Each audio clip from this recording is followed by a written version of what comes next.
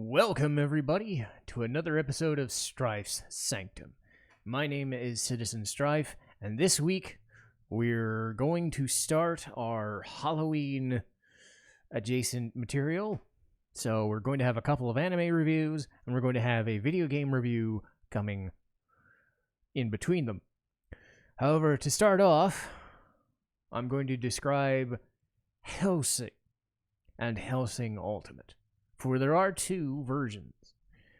And when talking about vampires and stuff in general, I wouldn't say Hellsing is my favorite property. I'm always going to be a sucker for Vampire Hunter D Bloodlust, because that was one of the first few animes that I saw. This one I watched on Netflix back when they were giving out DVDs, of all things. God, it feels so long ago. But that was done way back in 2004 for me. The original version was actually in 2001. I couldn't believe it. I didn't think it went that far back, because it actually looks really freaking good, even by 2001 standards. The other version of it was released about 5 years later and followed the manga a lot more closely. Took a lot longer to complete, mostly like 1 or 2 episodes a year, and that was Hellsing Ultimate. Now, I'm going to review both of them, because you can't really review one without the other, because I don't think either of them are perfect, and I think both have strengths and weaknesses. I think Hellsing Ultimate is considered the stronger show, and I would agree. At the same time, I'm going to do my best to tell people that not all it's cracked up to be, in a way, because there are things about the 01 version that you can still take from and enjoy. And this also extends to something like Fullmetal Alchemist. I haven't done the reviews for Fullmetal Alchemist or Brotherhood yet, but I will whenever I can be bothered to watch an anime that long again. But that'll be saved for another day. But a lot of the things that go into Brotherhood and to Hellsing Ultimate are fairly similar.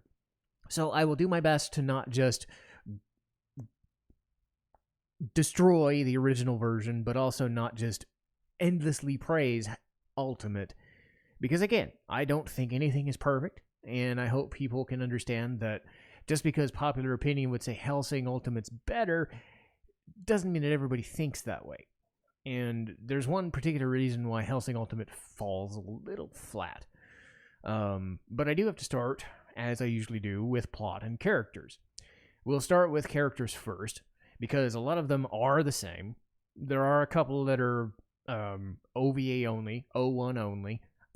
There's 1 or 2 that are Ultimate only, and I will try to make the designation when that happens. It's mostly in a couple of the villains and maybe a couple of the allies, but I'm not going to spend all the time going over like little differences here and there. That's not what I tend to do. This is not like some deep dive. But when we start talking about Hellsing, we have to begin and end with Alucard, voiced by Crispin Freeman. Because holy fucking crap, he is one of the best characters in anime, period. Much like somebody like Spike Spiegel or Faye Valentine, basically the cast of Bebop, take your pick, the Major from Ghost in the Shell, Alucard is in that tier of character. And he was from day one, because his whole thing is he's basically immortal. He cannot be killed, or seemingly cannot be killed, by normal means, even going by vampire standards. Alucard regularly comes up as like the mostly stupidly overpowered thing in existence.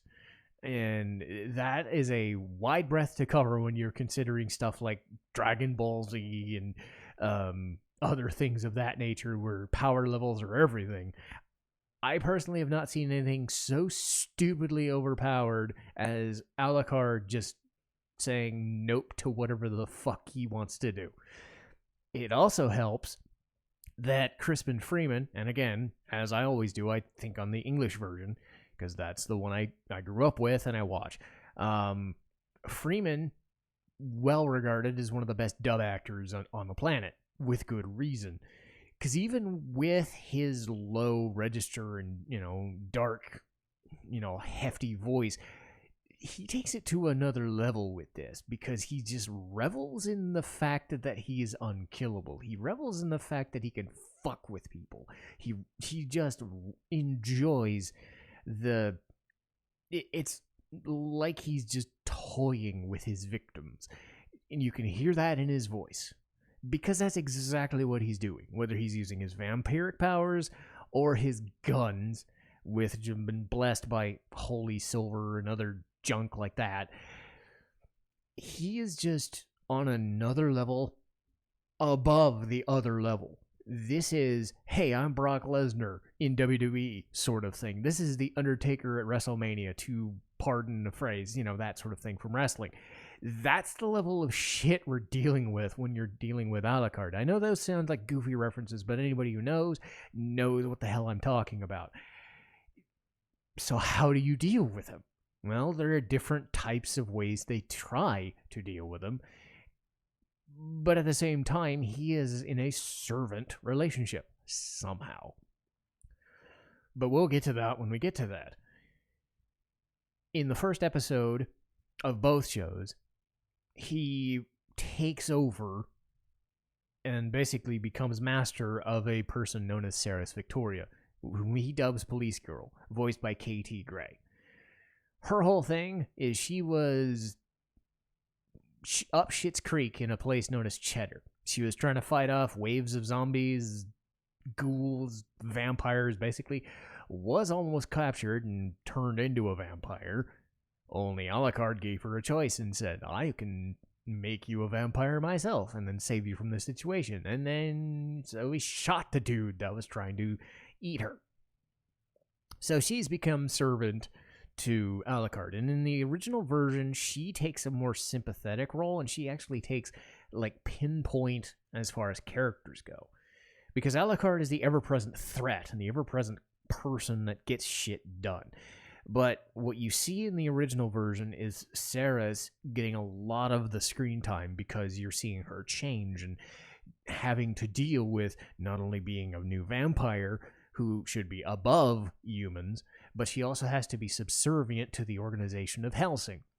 In the Ultimate version, she does that a little bit. She plays it for comedic effect, but not really. What you see is what you get. She's the servant, and she shoots the shit out of shit with a giant fucking gun. So that's what she does in both versions. She shoots shit with a giant fucking gun. Every so often, she'll show off some vampiric powers, but most often, she just tears shit up with a giant fucking sniper rifle or big fucking cannon, whatever suits her. As far as Alucard's actual master, you have... And let me see if I've got this name correctly, because it changes between versions. Sir Integra Fairbrook Wingates Hellsing, voiced by Victoria Harwood. And in both versions, she is nasty. She is the person that sits at the desk and just belittles anyone beneath her, because she is above it all. She is one of those commanding presences that just takes no shit.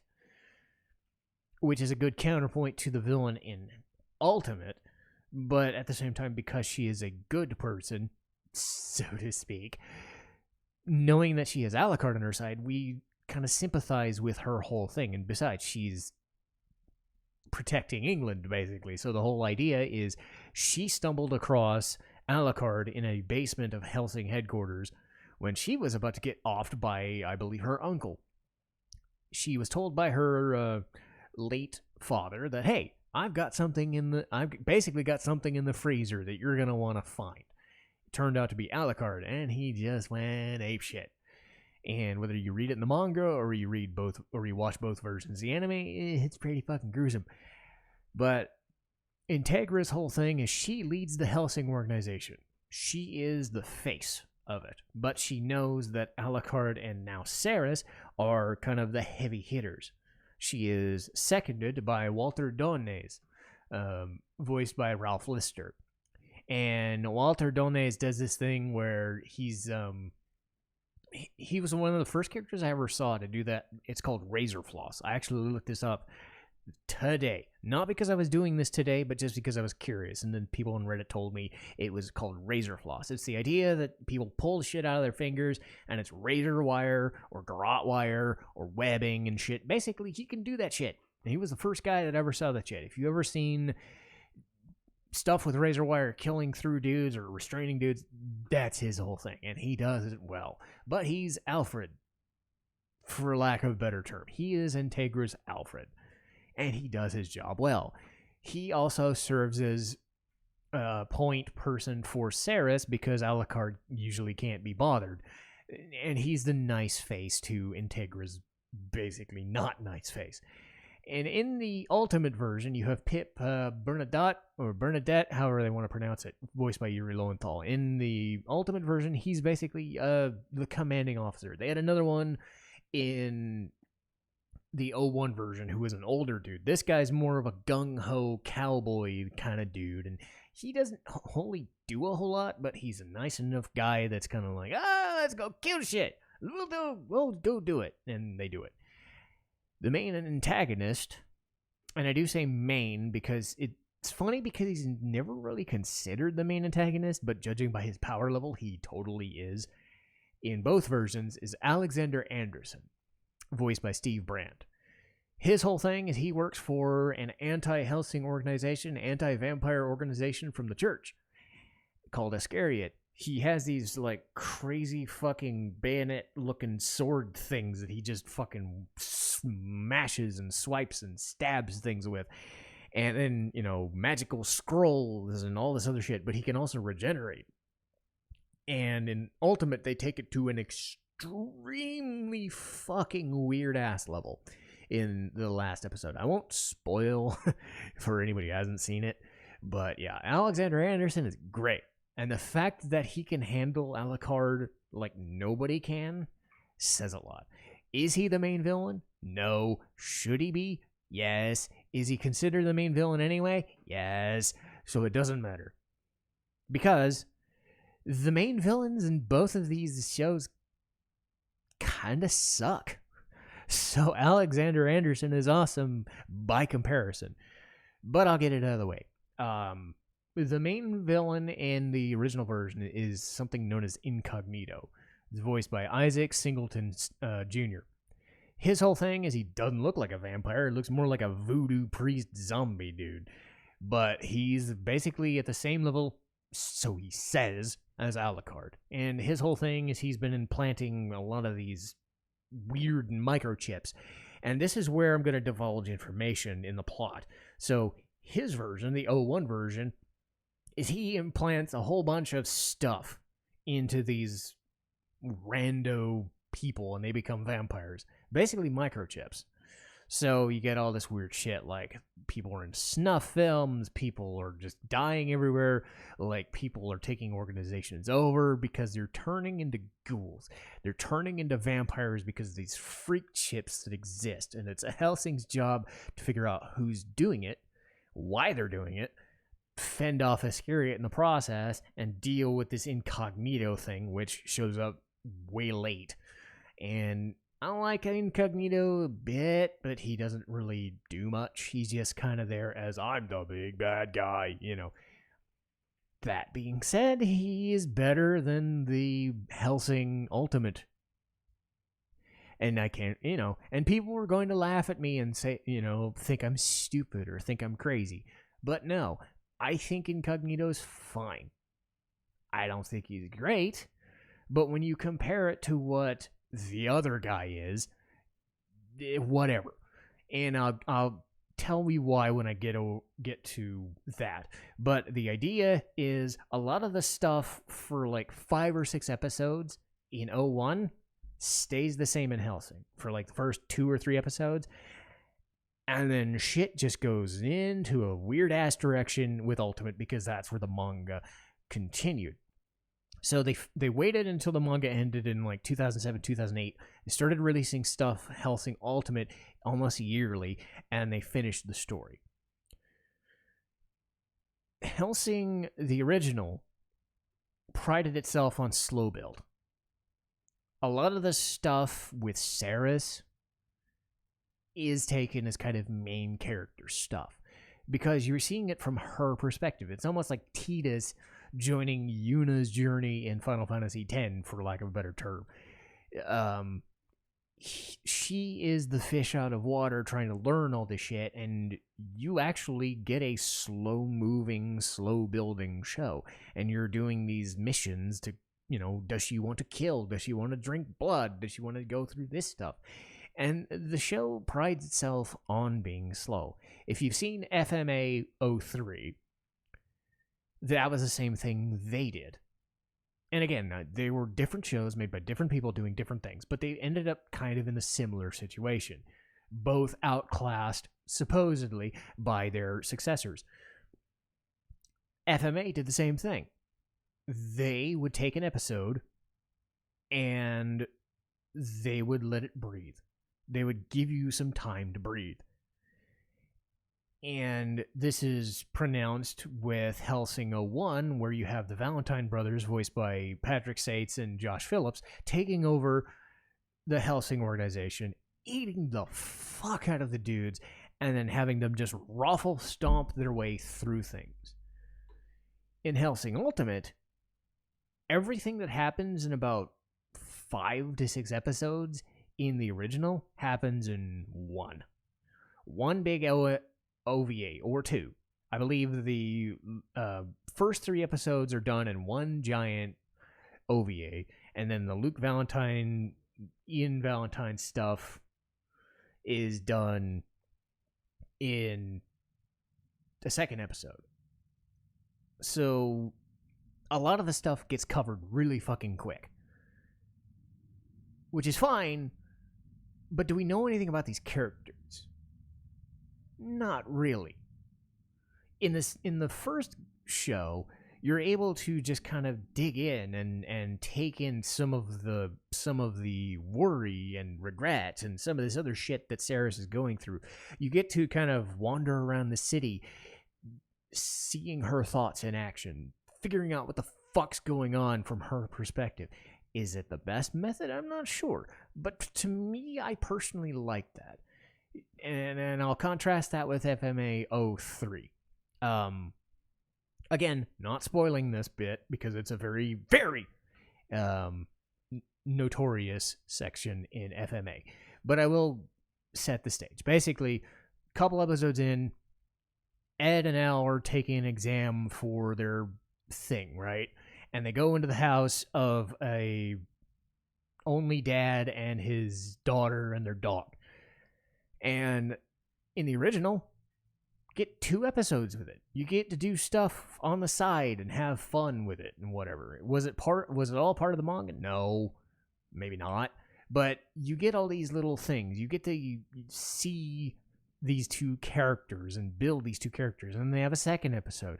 And then stuff happens. Right? In Brotherhood, that shit happens in 1 episode. So they condense it. And yes, I can understand the whole idea of just get shit out of the way and get moving to something else, because that's part of the manga, sure. But there's something to be said for having little moments that breathe. Hellsing is the same way. I tend to be of the belief that you can let things breathe. You can let people be people. You can let characters be characters. Even in a B-movie, schlock, horror, vampire, dingy gore fest like Hellsing, there's something to be said for letting a character talk about themselves or talk amongst each other about their mission and their insecurities. Because you don't really have that with Ultimate. And I'll go over that when we get to Ultimate. Because, again, am I saying it's better? Not really. Am I saying it's worse? No. I'm saying it's in interpretation. I would rather prefer the slower build and do it that way. That being said, that does also mean you're still building to 13 episodes, and the fact that you're going super slow means that you're not going to get through as much content. So you might end up stretching and make a filler episode or something, and that might piss some people off. Fair enough. The villain Incognito's just there. He's an imposing figure, but nothing you haven't seen before. So then you go a few years later, and you get to Hellsing Ultimate. Fits the manga more, because they had the time to actually finish it. The soundtrack is a lot more classical music oriented. There's a lot more bombastic fight scenes. In fact, this show is all about the fighting. Saris basically gets nothing. She's just there to be a gun. You know, all that stuff about her learning about bloodshed, you probably get over that in a scene or two, and then it's just bang, bang, bang, bang, bang, we need to kill stuff, There's more to it than that. It's very complicated and very weird when it gets to the end, and how they're trying to stop Alucard, because how do you fucking stop him? But again, my main issue with Ultimate, aside from the fact that it's very fucking fast, and you don't get a lot of time to breathe, because you're usually going villain of the day, plus the main villain doing a thing. You have what I consider one of the main flaws in villain types I've ever seen, and this is something that's happened recently. I'm not saying I don't like them. I'm saying that as a trope, I've seen it a lot, and I've grown to despise it. And I don't like it in Hellsing either, because it is such a gory show, and it is a show don't tell sort of thing. A lot of Hellsing Ultimate revolves around Millennium, this group of Nazis that is trying to take over England, and basically based on a grudge of World War II. So they become vampires and just weirdo zombie fuckers that do all this crazy shit. And, you know, whatever superpower you could think of, they probably got it. Leading them is the Major, Gildart Jackson. And the Major is every Hitler, German, Nazi stereotype. I want to find, whatever, that voice. So basically, whatever. At time of recording, I've done some episodes as Franziska von Karma, so whatever, Am I saying my interpretation of German's better? No. But think the German accent, that guy. So he takes like 5 or 10 different people of whatever superpower you can think of, including one known as Schrodinger, voiced by Laura Bailey, who is integral to his plot. The idea is he has a grudge against Hellsing and Integra in general. His idea is to cause so much fucking mayhem and chaos at Hellsing and London in general that Alucard lets his guard down, and then Schrodinger can kind of infect or whatever, that sort of thing. That's where it leads, sort of. But then there's other things that go on there, so I'm not going to fully spoil. Where this show fails, and again, your mileage may vary, is that the Major does nothing. He does nothing but talk. He sits in a chair and talks. If you've ever heard the phrase loves to hear themselves speak, this is the anime equivalent of that. Whoever wrote this and whoever wrote the manga version that it was based on must love this guy to an nth degree, because he does nothing. His subordinates do all the killing. They do all the work. They do all the annoying shit. They do absolutely nothing. I mean, they do all the legwork so he can sit in a chair and wax poetic about his philosophies or what he's going to do to Integra or whatever. And yes, you could say Integra does the same thing. But when push comes to shove and when she has to rally the troops, she does that. So you at least kind of respond to, okay, rah, I get that, that's cool. I'd want her to do something a little more dangerous so Alucard wouldn't have to. But again, same rules apply. Integra and the Major are whom I would consider mastermind villains.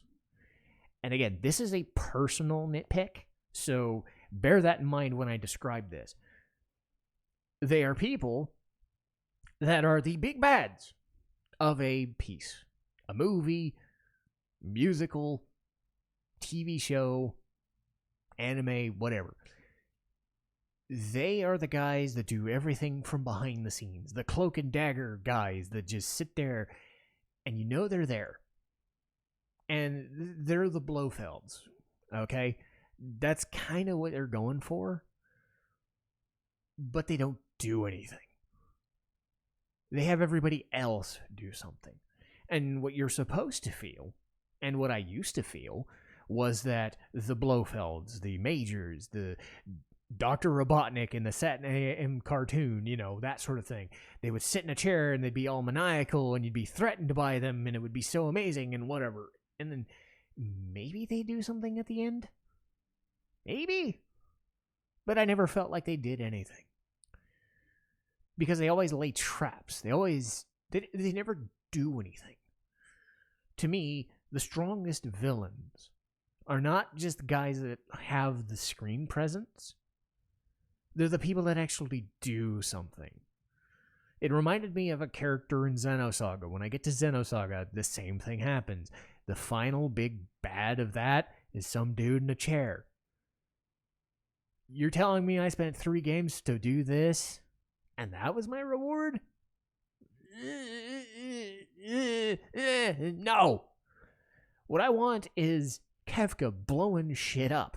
What I want is Kuja blowing shit up in Final Fantasy. Arden in Final Fantasy 15 going out and stabbing people. I want people that actually look threatening, feel threatening. Not just saying they're going to do something, actually threatening people. Pointing a gun at somebody, taking them prisoner, and like torturing them and shit. If you're going to be fucking big bad, do something. You want to know why Alexander Anderson is like heavily regarded as an awesome antagonist? Is because he's fighting Alucard every goddamn second. He is there. He's not hiding away. Sometimes he's called off because he's not like the main guy calling the shots. But when push comes to shove, he's always there doing the deed. And every so often, if you're going to be that sort of mastermind, you have to at least have a show of strength. I said this with Psychopaths way back last year. Shogo Nakashima, or whatever his name was. Same idea. He would kind of sit in a chair and do a thing. But there were little instances here and there. Like every so often, like every couple of episodes, even though he was sitting there from behind the scenes, every so often he'd fight off a wave of dudes, or he'd do some maniacal thing, or he'd meet somebody and just go, nope, not part of my plan. Dump them in something, you know, that sort of thing. So he veered away from that sort of thing, and it became he was an actual threat. He actually did the heinous acts that he's purporting that other mastermind characters say they will do, but they leave other people to do it. And I hope that makes sense. Hellsing Ultimate really kind of struggles because it doesn't give you any time to breathe, but despite all of the crazy awesome bloodshed that happens, none of it seems to lay at the feet of the Major, because he himself never seems to actually do any of the things that get their hands dirty. So, again, whether it's implied or not, he just doesn't really cut it as a villain. And I think that's one of the things you have to go into knowing Hellsing Ultimate, is just because it was written as a manga doesn't mean it's perfect. Okay? Just because it follows a manga doesn't mean it's perfect. And I want to say that right now, just so people, you know, listening can understand. I have my reasons for thinking that Fullmetal Alchemist 03 or Hellsing 01, you know, Incognito's similar, but still has time where he's actually fighting Alucard himself. You know, he's threatening people himself and doing some dangerous things. So even though he wasn't that great of a villain, it still had some more impact for me.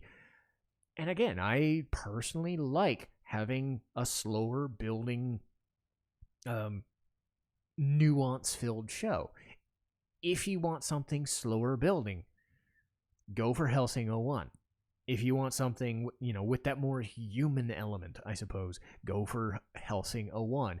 If you just want, hey, I want this to be a one-to-one retelling of the manga that I grew up reading or whatever, boom, Hellsing Ultimate. If you want it to be a balls to the wall action gore fest, Hellsing Ultimate. But I hope people can understand that with both Hellsing and Fullmetal Alchemist, just because something follows the manga, it does not mean it's perfect. If what you're looking for was that one-to-one retelling, much like Final Fantasy Remake, if what you wanted was a full-on retelling of the original game, you were disappointed. If you felt it felt like it was fan fiction, because I've heard that same problem. Again, it's not for you. I tend to think if you're going to deviate from something, maybe you won't stick the landing, maybe, and I'm not saying that Hellsing sticks the landing perfectly. I don't think Fullmetal Alchemist does either. But I don't think they're so awful that there should be dismissed outright, to the point where Fullmetal Alchemist, you can't even find the OG version, the 03 version, on Funimation or Crunchyroll or even Netflix anymore. I used to be able to watch those on Netflix. You can't. Your option is left to, oh my god, I watched it as a kid, or oh my god, I have a DVD of it way back, or oh my god, I watched Brotherhood. If you wanted something slow building, fuck off. I think there's something to be said for wanting to see every scene the same way, how it was done, as the writer intended or had written. But I don't think it's such a sin that you can deviate and tell a story. I don't think Hellsing 01 and Fullmetal Alchemist 03 are that bad. In fact, I think they're really fucking good at what they're trying to do. Slow, methodical, character-driven narratives rather than, oh god, we have a bunch of action, let's go. Because you get a different feel. And again, I think with Hellsing 01, there's still something to be gained from watching both. Because you get a different experience. You're not replacing one or the other. So, at the end of the day, whatever version you like is whatever version you like. I think you're fair if you think one is better, but I also think you're drawing the wrong conclusion if you think unequivocally, this is better. No, you shouldn't watch 01 because the other one exists. No. You can calm down and say, okay, I like this, and here's why. Hopefully that comes across, and again, that's why I do these kinds of podcasts, is I want to play devil's advocate sometimes and give reasons why nothing is perfect. But that'll do it for me this week. Next week is Silent Hill 2. Talking about things that had multiple versions of it, we're going to talk about Silent Hill 2, the PS2 version, and the PS3 HD collection. I'm gonna be in a similar vein with that one, because there are things I like about the HD version and things I don't. Doesn't mean that the original doesn't exist. After that, Ghost Stories. I rewatched Ghost Stories, had a whole lot of fun. I still remember it, and I'm glad I rewatched it. So we'll get to Ghost Stories after Silent Hill 2. In November, we'll be getting back to regularly scheduled things. We'll be doing the SNES Grab Bag. Just a series of SNES or Genesis in some cases, but games I normally played on the SNES. Just a list of like 20 or 25 games, rapid fire, give or take an hour, just talking shit about games that don't really need their own separate podcast. Maybe a couple, but just a lot of stuff I remember playing or did like or didn't like, really didn't like in some cases, and liked even worse when I was rewatching the footage. Hooray for YouTube. I love you. Sometimes. But again, think of this as kind of a drunk drawer kind of episode. Things I can't make into a full episode, I just put into a grab bag and go. And then, anime, we're going to be doing Spice and Wolf. Spice and Wolf is fun, and I love it, and I'm glad that they're going to get another season, because they never finished it, and that sucks. But hopefully now, because it's been a decade or so, they brought it back. Hopefully they get to finish it. And the original still holds up so well in such a unique fashion. It's such a thing that I really want to watch, really want to dive back into. having rewatched it, I can certainly say it still holds up even a decade later. But that'll do it for me. Hope you enjoyed this episode. As usual, like, share, and subscribe. Just let people know if you liked it. Let me know anything you did like about it. Anyway, I'll see you guys next time. Citizen Strife, signing off.